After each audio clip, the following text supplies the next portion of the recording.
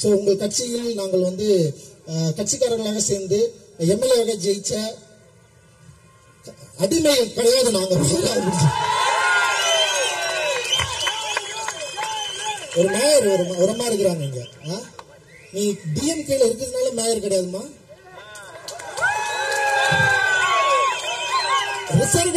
Reservation அப்படின்ற ஒரு வார்த்தையினால் நீங்கள் மேயராக்கப்பட்டிருக்கிறீர்கள்.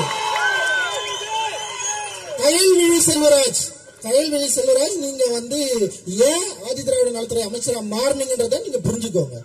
ஓகேவா? ரிசர்வேஷன் ஒடுக்கப்பட்டவர்களுக்காக நிறைய பேசுறாங்க. அந்த இயக்குனரே வந்து அமைச்சர் தெரியலன்னு சொல்றாரு. எப்படி சார் நீங்க பாக்குறீங்க?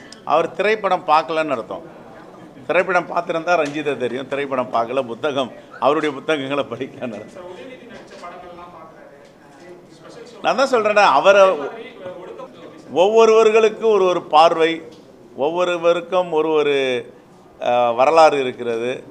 அதை காலங்கள் தான் தீர்மானிக்கும். அவருடைய பார்வையில் அவர் தெரியாதுன்னு சொல்றாரு. தெரியாதுன்னு சொல்றவரை போயிட்டு நாம நீங்க ஏங்க தெரிஞ்சீங்கன்னு சொல்லலைன்றது எப்படி சொல்ல முடியும்?